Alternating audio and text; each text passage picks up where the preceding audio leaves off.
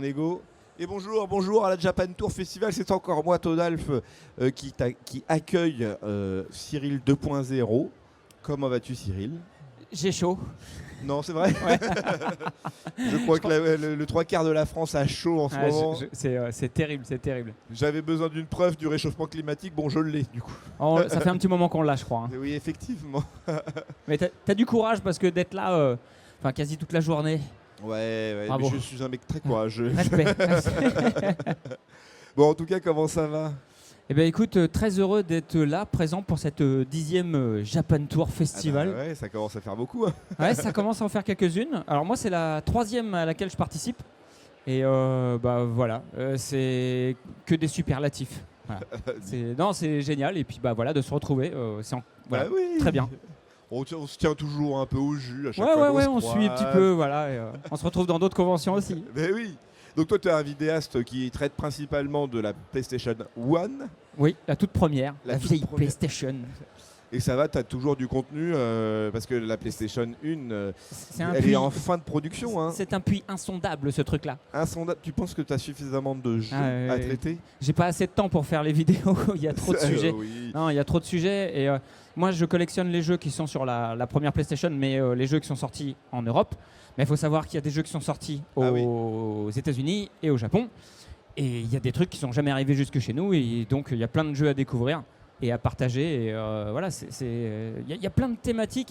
Et il y a tellement de choses qu'elle a. Enfin, peut-être, je ne peux pas dire peut-être pas révolutionné, mais pour moi, oui, mais qu'elle a popularisé. Ah bah, la PlayStation 1, Démocratisé. quand même, à cette époque-là, il y avait la GameCube et la Dreamcast qui s'est cassé la gueule. Mais bon, ça, c'est autre chose. C'est sorti plus tard. En Ah fait, non, quand- remarque, c'est vrai que c'était la Saturn non, qui était en utilisée face. en 3D. Ouais. Ouais. Oui, donc c'était hyper concurrencé. C'était un mec c'était une console qui arrivait en pleine concurrence. Bah oui. Mais Non, qui avant a c'était rendu- Nintendo, Sega. Il n'y avait pas de Sony, ça n'existait pas. Ils vendaient Oui. des Walkman et des magnétoscopes, quoi. Enfin, Ouais, non, mais après derrière, c'est sûr que le format CD, d'une part, je pense, aidé à au succès de la PlayStation 1. oui, alors le CD c'était le futur. Ouais, mais Ah, donc, à l'époque- il fallait quand même développer quelque chose en se disant, je vais mettre du CD en support pour ma console. Et ils ont su bien l'amener parce qu'il y a eu d'autres consoles qui avaient le support CD. Oui, Mais avec le marketing Sony, c'était le rouleau compresseur. Et puis je crois que c'était quand même pas mal avantageux pour les développeurs qui Ah oui, développaient leurs jeux sur PlayStation. Avant, il y avait 4 MO pour stocker un jeu. Rayman sur Jaguar, je crois que la ROM elle fait 4 MO. Sur PS1, alors le jeu prend pas beaucoup plus de place, mais du coup avec 750 MO sur un CD, Ah, c'est ça. il y avait un petit peu plus de place. Ah, et puis Nintendo avec sa politique de certificat, certifié Nintendo Ouais, et tout. cette politique-là. Puis C'est aussi une problématique d'argent. puis je pense aussi. les royalties aussi surtout. Oui, c'est ça. Parce qu'ils prenaient beaucoup plus sur les cartouches. Et je crois que les développeurs, enfin les studios, les éditeurs devaient précommander en quelque sorte Ouais. un certain nombre de jeux. Et ça coûtait beaucoup plus d'argent que sur un support CD. Et puis la réimpression aussi, si le jeu avait beaucoup de succès, refaire fabriquer des cartouches, ça demandait du temps. Des CD, en fait Sony vendait déjà, enfin Sony Music, c'est par là que la PlayStation la petite 1 elle est porte, rentrée. C'est la porte d'entrée, c'est Sony Music, c'est pas Sony les jeux vidéo comme on les connaît aujourd'hui. Et pour refabriquer du CD, ils savaient le faire. Ils fabriquaient déjà énormément de CD de musique. Et juste une question totalement à part en tant que pur geek, est-ce que Ouais. pour toi la Philips CDI était une console d'avenir? Vraie question, hein. Je pense que c'est Nintendo, ils y ont cru, chez Philips aussi. Alors c'était très multimédia. Ouais. Il y a vraiment des bons jeux dessus. Très sérieusement, il y a des bons jeux sur la Philips CDI. Et là, je viens de découvrir un truc. En fait, on est 6 ans avant l'arrivée du lecteur DVD. Et en fait, il y avait des films. On est entre la VHS et le Laserdisc. Et il y a des films au format CD, donc au format vidéo CD. Et c'était mis en quelque sorte uniquement sur cette console. C'était plus un truc multimédia, une plateforme multimédia, mais c'était hors de prix. C'était hors de prix et ça s'adressait pas aux jeunes adultes. Ça s'adressait aux adultes, c'était pour le salon, c'était là. Puis c'est Philips, je sais pas, ça faisait penser à la platine vinyle, cassette, CD, enfin voilà. Mais la cible était peut-être pas la bonne. Ouais, alors que Philips, normalement, Ils s'en sortent bien sur leur marché, mais ils ont tenté un truc qu'ils n'ont pas réussi, c'est tout, ça arrive. Ils ont essayé. Mais c'est pas les seuls, hein. C'est pas les seuls à avoir tenté bien sûr, l'aventure. Apple aussi, avec il n'y a pas la Pika de... La Pipine. La Pipine, ouais. une petite console, c'est Apple quoi. Bon après. Est-ce que tu te sens encore épanoui aujourd'hui à traiter le sujet de la PlayStation ? Il y a un constat simple à faire. Vous venez dans le grand hall à côté de la grande scène. Là en ce moment il y a le concours cosplay. Et ben sur le stand, malgré qu'il y a le concours cosplay qui attire une foule incroyable, sur le stand, parce que je fais pas que collectionner et que essayer de parler de la première PlayStation, le truc c'est d'amener en convention cette console et de la faire découvrir ou redécouvrir aux plus jeunes peut-être, ou ceux qui du coup l'ont eu à l'époque, et puis la vie fait qu'on est obligé de se débarrasser de la console. Et donc, il y a les consoles qui sont là-bas. La première PlayStation, alors il y en a 4, 5, 6, 7, 8, 9, 10. Je crois que c'est ça, il y en a 10. 10 versions de PlayStation ? Non, j'ai posé 10 consoles. Ah. Il y a 10 consoles, elles sont un peu customisées. Il y en a 3 pour les enfants, avec un petit tabouret, tu vois, une petite télé Mickey. Ah oui, d'accord. Il y en a 3 autres, c'est Ridge Racer, le premier jeu sorti sur la console. Time Crisis, où tu joues avec le gun, tu peux plus y jouer sur les télés écran plat. Ouais. Voilà. Et après, il y a encore 4 autres jeux, et même Crash Bandicoot qui est ressorti sur les Switch, PS4 et tout. Et ben en fait, il y a des gens qui jouent. C'est un peu mon appréhension. Je veux dire, bon, moi la console, je l'aime bien. On va aller en convention, faire une petite animation. On la met à disposition. Est-ce que les gens vont jouer ? Eh ben oui, les gens jouent. Voilà. Tant que le gameplay est bon, de toute façon, tu vois, même aujourd'hui, il y a un retour. Si le gameplay était bon à l'époque, il est encore bon aujourd'hui. Voilà. Non, mais même tu le vois avec des jeux indés qui reprennent un peu le style, la caméra et la 3D de la PlayStation. Elle était un peu chum parfois parce que les murs n'étaient pas très droits. Ça va même plus loin. C'est que aujourd'hui, il y a eu une phase. Les studios indés reprenaient le style un peu de l'ère 16 bits. Les consoles. 16 bits, Super Nintendo, Mega Drive, qu'on met aussi à disposition pour montrer l'évolution du jeu vidéo. On part d'un vieux Pong, les générations 8 bits, 16 bits, etc. Oui, parce que c'est la puissance des consoles, et ça permet de voir un peu l'évolution du jeu. Et il y a eu pas mal de jeux indés qui étaient dans ce style-là, mais il y en a d'autres qui, donc, ça suit, c'est la suite logique, qui vont aller faire du low poly, de la 3D moche. Oui, c'est ça, oui. Voilà. Oui, mais la 3D moche, low poly, c'est celle qui c'est le rendu attendu d'une PS1. C'est ça. Et le truc, c'est que comme ils font abstraction de l'aspect graphisme très beau, et les graphismes un peu moches, ça permet de se concentrer sur le gameplay. Mais c'est ça, en fait, c'est ça qui est hyper intéressant. Et de perdre moins de détails, de perdre moins de temps aussi dans les détails de finition ou de choses comme ça. Et il y a des studios que, des fois, ça va être une personne qui va développer un jeu comme ça. Mais il y a des... Il y en a, et il y a des gens à qui ça plaît bien. Voilà. Il y en a, ils se font chier quoi, à faire un... Non mais en vrai, t'as Bloodborne PSX. Ça a changé de nom parce que Sony a dit voilà, Bloodborne, ça serait bien de ne pas l'utiliser de manière commerciale. Le jeu a changé de nom, mais en gros, il y a Bloodborne refait en version PS1. C'est quand même dingo quoi. Voilà, alors après, c'est rigolo, ça me fait penser à Nightmare Creatures, qui est un jeu français. Il y a eu le 1 et le 2. Où c'est un esprit un peu gothique, un peu voilà. Mais et c'est cool. Moi, je trouve ça cool de voir cet engouement pour ces graphismes un peu moches. Ouais. Mon plus gros regret, c'est que ça tourne pas sur une PS1. Ah bah oui, mais en vrai, il pourrait parce que c'est très compliqué. Non, c'est très compliqué. Ah ouais, parce que oui, mais il y a tu peux dépucer ou en tout cas supprimer la protection PlayStation. Techniquement, la console, elle est décalée par rapport à ce qui se fait maintenant. Et donc il faut désapprendre un peu ce qui est fait aujourd'hui pour s'adapter à la technique, et la technique sur la console c'est limité, c'est un vrai bordel. Là quand tu rentres dans le hardware, il y a des gens qui connaissent, mais on arrive à cette espèce de limite où avant les gens connaissaient un processeur, ils pouvaient développer des jeux dessus, comme je pense à Eric Chahi, Frédéric Reynal, des gens comme ça, qui eux, c'était... ils faisaient des jeux assez incroyables, avec parfois des toutes petites équipes. Mais pour la PS1, petit à petit déjà, même sur Super Nintendo, ça a commencé à grossir, mais sur PS1, on arrive dans des studios où ça commence à être plus compliqué, il fallait être plusieurs, suivant le jeu qu'on voulait faire. Et techniquement, la console, là, ça fait appel à des connaissances en mathématiques, des choses comme ça, mathématiques, informatiques, etc., qui sont beaucoup plus poussées que les vieux processeurs, comme dans la Mega Drive, des choses comme ça. Parce que toutes les anciennes consoles reprenaient souvent la même base. Voilà. Bah, c'est sûr, non, mais après il y a le Game Engine qui se répercutait un petit peu partout aussi. Et le problème, c'est qu'il n'y avait pas à l'époque. Aujourd'hui, il y a Unreal Engine 5. Ouais. Tout le monde fait un jeu avec ça. Oui, mais généralement les studios avaient leur propre Moteur. Game Engine à Ils eux. avaient leur propre moteur parce qu'en Ouais. fait, en fonction du jeu que tu voulais faire, il fallait réadapter la technique parce que tu fais pas la même chose pour un jeu de moto ou Oui, c'est ça. un jeu d'aventure, je sais pas. T'as pas besoin des mêmes ressources. Et juste, on a dans l'image les youtubeurs ou des gens qui traitent de vieux jeux qui ne jouent qu'à ça. Est-ce que tu t'intéresses aux nouvelles consoles? Est-ce que tu y joues un peu? Ouais. Est-ce que la Switch 2, par exemple, est pour toi une révolution ou pas? La quoi? La Switch 2. Ah, c'est la concurrence, hein. Mais bon, la PS5, on va pas faire croire que c'est une révolution non plus. Hein.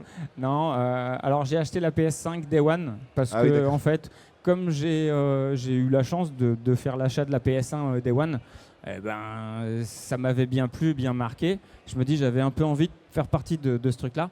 Après la Switch 2, Et je prends la Switch 2 en exemple, hein, Ouais, et ouais, comme non, c'est celle qui est sortie la plus récemment. ça me motive moins et j'ai toujours été plus ou moins fidèle à une console. Je me dis, t'en as une, c'est là que tu joues. Par exemple, j'ai eu la PS1 à l'époque. Les prix n'étaient pas les mêmes, mais j'avais pas acheté la Saturn, malgré que j'adorais cette console. Ah oui, d'accord. Ouais. Mais on peut pas tout avoir. Ah, mais c'est genre vraiment, tu t'étais Team Sega avant et t'as switché Non, j'étais vers Team Sony. Nintendo parce que j'ai eu la NES. Ah, La NES et la Super NES. Et quand arrive l'ère 32 bits, tu fais Nintendo sortait pas de console Ah oui, génération ouais. 32 bits. Et là, tu fais ah mince, Sega, il partait pourtant vainqueur, mais donc Sega, Sony, tu fais le prix de la console. ah oui, bah ça joue de ouf. Hein. Et même de tout temps, tu prends les consoles de jeu. J'ai jamais vu une console de jeu remonter de prix, quoi. Il y a un problème quoi. C'est le jeu, c'est le Voilà. jeu. Et en parlant de jeu, alors tu veux faire un concours? Ah, allons-y. Un soyons concours, fous. enfin non, Un jeu petit en quiz, fait. un petit. Alors attends, parce qu'il faut que je reprenne mes notes. Alors, Vas-y, du vas-y. coup, j'ai un jeu, il faut que tu devines un jeu qui est sorti sur PS1. Ouais. Enfin, j'en ai plusieurs, hein, mais du coup, il faut pose-moi des questions et je vais te dire si c'est oui ou non. En gros, tu poses des questions pour essayer d'affiner Pour essayer de trouver le champ jeu. des possibles Euh, en fonction des infos que j'ai, hein, par contre. Hein. jeu de voiture, Non, jeu d'aventure. non, C'est pas un RPG. non, c'est Non. particulier. Ah. Oh là. Est-ce que c'est un puzzle game? Kind of. Ah. Mais non, en fait, c'est vraiment un style qui est apparu, un style de jeu qui est plus présent aujourd'hui qu'à l'époque. À l'époque, c'était un peu nouveau, ce type de jeu. Il y en a eu beaucoup de choses qui étaient nouvelles à l'époque. Eh oui, non, mais Parce que quand je dis jeu d'aventure, est-ce que c'est un jeu qui fait peur? Non. C'était pas son but premier, quoi. Qu'est-ce qu'il pourrait bien y avoir? Tu me poses une colle. Attends, t'as posé 4 questions. C'est un jeu développé par des Français ou des Japonais ou Des Japonais. Des Japonais. Et Ah, il c'est n'est un jeu sorti japonais. qu'au Japon. Et il est sorti qu'au Japon. Ouais. Ah, ok. Ah oui, Alors déjà, ça devient hyper compliqué pour toi. Non, on va, il y en a, Il est pas mal. sorti, je peux te donner un indice, il est sorti en 98. Ok, ça cible un petit peu. C'est chaud parce que au total, il y a eu plus de 4000 jeux, je crois, sortis oui. sur PS1. Bon, déjà, c'est pas un jeu de pachinko ou pachislot. Non, non. Qu'est-ce qui pourrait, qui était tu m'as dit c'est pas un RPG. Puis en 98, qu'est-ce qui pourrait, pas un jeu d'aventure. Ah, c'est chaud quand même. C'est un jeu, bon pour t'aider, c'est un jeu un peu... alors pour être plus précis, c'est plus un jeu de type Fire Camp, non comment ça s'appelle J'allais dire, est-ce qu'on dirige un personnage ou On dirige un personnage, mais c'est un jeu d'exploration. Sinon, je penserais à Kingsfield, mais c'est chaud. Non, c'est pas ça, c'est pas ça. C'est pas celui-là. C'est un jeu d'exploration et c'est un jeu, on va dire un genre de walking game quoi. Le nom, on peut le traduire en, enfin, il est traduit en. Le nom est en anglais. Parce que je peux dire. Le nom est en anglais et le nom te donne directement le style du jeu que c'est quoi. Ouais, tu m'as dit on dirige un personnage. On dirige un personnage, ouais. Et c'est plus, je dis, un walking game, un jeu d'exploration. T'as pas un petit indice là? Attends, j'essaye de voir. Je le connais peut-être pas le jeu en fait. C'est un jeu, oui, peut-être. Hein. Tu vois, je te dis, c'est un puits insondable cette console. Ça se trouve, tu vas me faire découvrir un truc. Alors, c'est pas un jeu d'action ni un RPG, Non. mais c'est une expérience mentale. Oh, LSD. Oui, c'est LSD. Le jeu It's a le Dream plus- Emulator. Le jeu le plus chelou de la console, quoi. Ouais, mais en fait, à cette époque-là, il était chum et tout. Mais aujourd'hui, j'ai l'impression qu'il y a eu un reboost de ce jeu, quoi. Les gens le découvrent. Pour le prix peut-être, je Oui, sais non, pas. mais Les gens d'accord, se ok, disent waouh, forcément, incroyable. Mais il me semble que de l'aveu du créateur du jeu, il a dit non, mais LSD, ça veut pas dire LSD comme la drogue. Non, bah non, bien sûr. Oui, bien sûr, mais l'expérience Tu vois l'expérience. psychédélique, hein, qui disent. Bah, dans les jeux un peu étranges comme ça, tu as aussi Baby Universe. Baby Universe, où c'est pour les soi-disant les bébés, mais les bébés, ils en ont rien à foutre des consoles. Hein. Enfin, faut pas.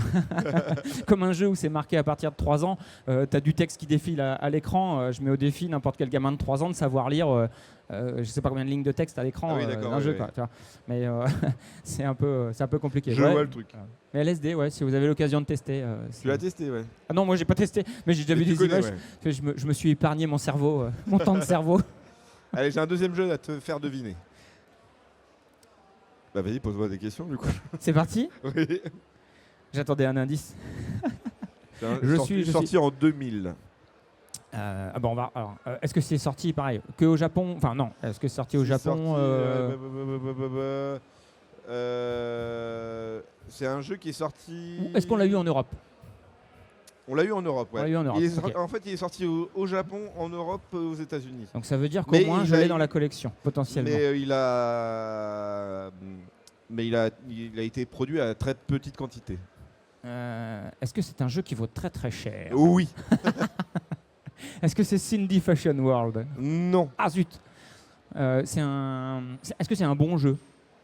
Tu m'as dit très peu d'exemplaires, mais. Très peu d'exemplaires, mais. Alors, si tu fais la moue, c'est que bon, c'est peut-être pas un bon jeu alors.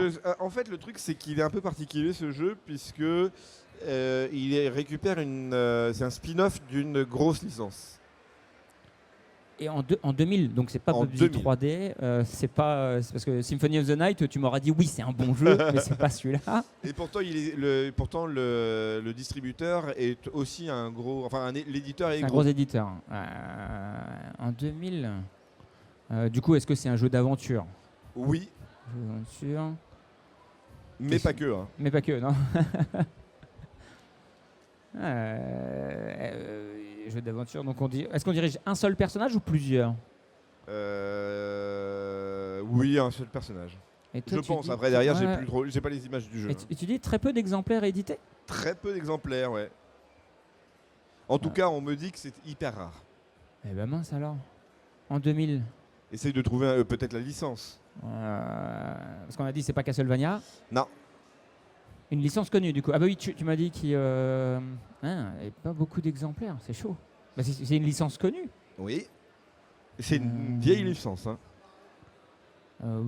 Parce que j'allais dire Dino Crisis, mais ça peut pas être ça. Non. Parce qu'il a été beaucoup vendu celui-là. Oui. Jeu d'aventure. Est-ce que tu veux que je te donne le nom de l'éditeur? Ouais, vas-y, parce que ça peut être Konami ou Capcom, mais. Capcom. Capcom, voilà, Bah oui. en général. Il y aurait eu Squaresoft, mais ça serait tout de suite du RPG. Ou quoique, non, ça dépend. Ça aurait pu être Parasite Eve, ou le 2, mais. Non. Est-ce que ça fait peur? Pas particulièrement, Ensuite. mais c'est plutôt une bon licence enfant avec de l'humour, quoi. Il y a une licence connue qui venait des générations d'avant. Oui. Des jeux qui sont sortis sur d'autres consoles, et là c'est un spin-off. C'est un Oui, c'est ça. Oui, c'est ça. C'est un spin-off d'un jeu De chez Capcom. connu avant, mais qui est encore aujourd'hui. La licence sort toujours des jeux. Hein. Oui, un jeu d'aventure, mais pas un jeu de baston. Non. Parce que Capcom, pourtant. C'est un jeu. C'est aventure-action, quoi. Il y a eu. Parce que Tobal, tu as eu Tobal 2. Tu avais une partie un peu aventure, mais elle a été enlevée chez nous, je crois. Tobal 2? C'est pas Tobal? Non, c'est pas Tobal. Non. Oh, je vais te donner la licence au pire, là. Ça se trouve, tu l'as pas. Mais... Vas-y, on sait. C'est un spin-off de la licence Megaman. Megaman Legend. Oui.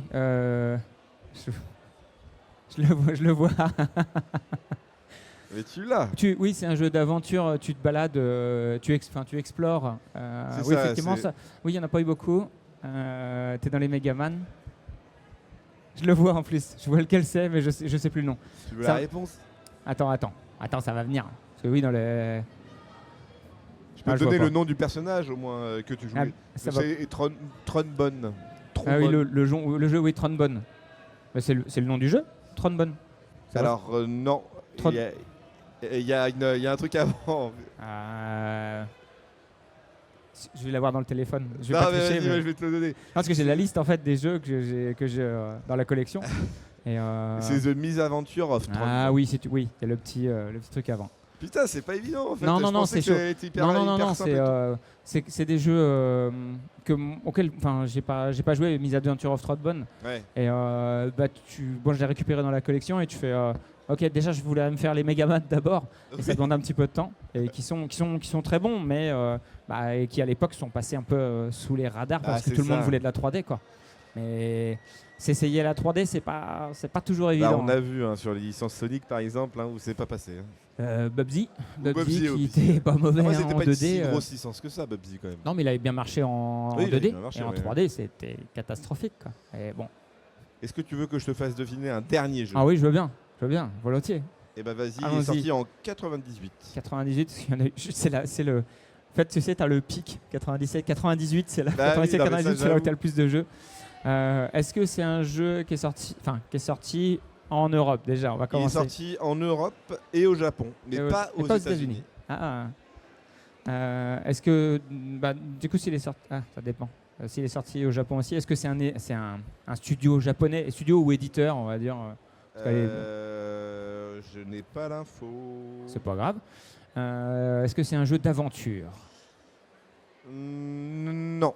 Un RPG? Ah, quoique, ouais. Non. Jeu de voiture? Non. Ou un jeu de course, tu vois, si Non, j'élargis non, un peu. c'est vraiment c'est un style très particulier. Un puzzle game? Non. Et qui est sorti en Europe chez nous? Et il est sorti en Europe. Pas de jeu de voiture, parce qu'il y en avait un paquet. Survival Horror? Oui. Ouais, chez nous, Un et Survival. qui n'est pas sorti aux États-Unis. Pas dans les informations que j'ai. En 98 en plus. Ouais, alors ça dépend, parce que si c'est la date de sortie au Japon, est-ce qu'il est arrivé en C'est 98? alors oui, pardon, c'est la date de sortie au Japon, 98. Parce que des fois, ils mettent un peu de temps à venir chez nous. Et tu m'as dit c'est un Survival Horror? C'est un survival horror, ouais. Et un survival horror plutôt orienté psychologique que gore. Parce que j'allais dire Silent Hill, mais il est sorti aux États-Unis, donc c'est pas lui. Ouais. Un survival horror. Ouais, je sais pas s'il est sorti aux États-Unis. Clock Tower? Non. Non. Le nom vraiment, c'est un nom typique d'un jeu d'horreur, quoi. Tu vois, c'est il y a des termes dedans.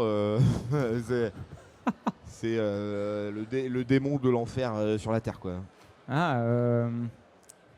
C'est pas le premier d'une série. C'est pas le premier de la série des Demons? Non.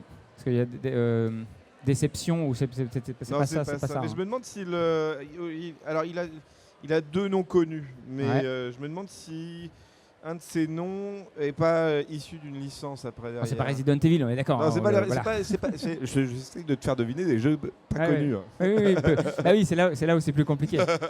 Un survival horror. En plus, tu dis de. Dans le nom, t'as un. Le nom peut t'aider. Enfin, le nom. Parce que Clock Tower était déjà pas mal quand même. Mais Est-ce que tu veux. Est-ce qu'on dirige un personnage ou plusieurs? Ah, alors. Non, je peux pas. J'ai pas l'info. Mais par contre, il y a le gameplay est un peu particulier, c'est que tu n'as pas d'armes. Tu n'es là que pour fuir. Parce que dans Clock Tower, tu évites le Scissorman, qui était déjà sur Super Nintendo Ah avant. oui, non, ouais. Non, c'est pas lui. Tu ne fais que fuir. Je peux te donner un autre indice, c'est que tu es dans un métro souterrain Ah oui, infesté. oui, je le connais en plus. J'ai vu il y a longtemps. Oui, t'es dans le métro. En fait, il y a des espèces de monstres qui sont. C'est le métro Tokyo Heat. Tu te balades dans les couloirs, enfin dans les tunnels du métro. Je vais l'avoir. Tu l'as, je te dis le nom, en plus il est... Vraiment, c'est... Et j'y ai joué il y a pas longtemps. Et c'est impressionnant parce qu'en fait, quand quand tu peux courir, mais ton cœur s'emballe, donc ta course ralentit et ça vibre dans la manette. Il faut la manette avec la vibration. Et tu flippes. Et en fait, tu as un monstre qui te poursuit dans le métro. Et je vais arriver à trouver le nom. C'est un mec qui a pas de cardio, quoi. Voilà, je sais pas, c'est un mec ou c'est une petite nana, je sais plus. Genre petite étudiante japonaise. Je me demande si c'est pas ça. Mais tu explores plein de tunnels. Après, tu vas dans un endroit où la civilisation s'est un peu réfugiée parce que tu peux plus aller à la surface. Mais tu as toujours cette espèce de monstre qui te poursuit. Il y a des brèches de sécurité. Je vais y arriver. Est-ce que... Alors attends, en fait, comme il y a 2 noms dans le jeu, je peux donner au moins son surnom. Tu le veux ou pas? Ouais, vas-y. Il va pas t'aider, hein, mais son surnom c'est Dark Messiah. C'est quoi? Dark Messiah. Non. Ça t'aide un peu? Parce que Dark Messiah, je me demande si tu l'entends pas, tu le vois pas dans le jeu. Sans doute pas, je pense que c'est... Là, il y a marqué aussi connu sous le nom de Dark Messiah. Ah, je le connais. Je te dis, je l'ai... je vais te donner la réponse alors du coup. C'est Hell Knight. Hell Knight, ouais. Avec une espèce de visuel, une espèce de tache de sang, d'œil. Enfin, c'est pas trop... c'est assez gore, mais... et l'intro est un peu étrange, mais ouais, c'est une espèce de... C'est bizarre, tu es en vue à la première personne et effectivement tu as des portes à ouvrir, tu vas chercher des choses, tu récupères des clés. Tu as une histoire qui est assez intéressante parce que tu te rends compte que quand tu t'enfuis, tu descends et dans différents niveaux et tu vas dans des laboratoires, tu arrives, tu vois des trucs un peu étranges, tu vois il y a des comptes rendus, c'est un peu... Je pense que Resident Evil est passé par là, donc tu as des petites infos, ça te donne des infos sur le lore. Mais c'est pas inintéressant à jouer, moi j'ai trouvé, parce que ça a l'air d'être une expérience, un gameplay un peu particulier. C'est comme tous les jeux en 3D, en fait, c'est ce que je dis toujours sur une console 16 bits ou 8 bits, c'est facile, c'est gauche-droite et puis A, B, tu sautes et machin. Là, tu as tout de suite plus de boutons et puis tu as un environnement à appréhender. Et souvent, les jeux de la génération d'avant, en 3 secondes, tu sais comment ça joue, là, ça se compte en presque une minute. Non, mais c'est ça. Et Hell Knight, en fait, il faut s'y plonger et tu as un bouton qui te sert à regarder derrière toi. Donc tu es en train de courir, tu regardes, tu reviens, et c'est si le monstre te rattrape, donc ça rajoute ce petit côté flippant, quoi. D'accord. Voilà. Donc, et je connais pas beaucoup d'autres jeux. Il y en a où tu peux faire demi-tour rapidement, mais là c'est vraiment pour regarder derrière et tu repars et tu. Voilà. Mais c'est bien foutu. Moi je trouve que c'est bien foutu, voilà. Eh ben écoute, j'ai réussi à te coller. Ah oui, là, c'est pas des jeux très communs. Je sais, mais le but du jeu, c'était quand même de te coller. Ouais, c'est ça. C'est sûr que les jeux qui sont dispo là sur le stand, dans le grand hall, on met des classiques. Il y a du Tekken 3, Gran Turismo 2. Alors, on peut pas mettre de RPG parce que les gens, ils sont là pour faire une petite partie en quelques secondes. Et le but, c'est un peu comme à l'époque dans les salles d'arcade. Ouais. Il faut que le fun soit immédiat. Et tu peux pas mettre de RPG ou choses comme ça, mais voilà. Donc effectivement, il y a de tout sur cette console, il y a de tout. Et ben on peut, de toute façon, on peut découvrir ta chaîne. Là, je pense que c'est peut-être un peu tard pour que les gens viennent dans ton stand, mais en tout cas, on peut revenir dans ta chaîne. Il reste encore un peu de temps. C'est quoi le numéro de ton stand du coup? C'est Cyril 2.0, c'est l'espace animation rétro gaming. Quand on rentre dans le hall, là, quand on traverse et on rentre dans le grand hall. C'est juste à droite en entrant à côté d'Eva. Voilà, il y a Matos Games qui est là, qui vend du jeu rétro, et on est juste à côté. Voilà. Et ben nickel. Et ben merci beaucoup en tout cas de nous avoir parlé. Merci beaucoup de ta chaîne et d'avoir répondu à mes questions et avec à mon plaisir. Quiz. Voilà. Et puis on se retrouve plus tard.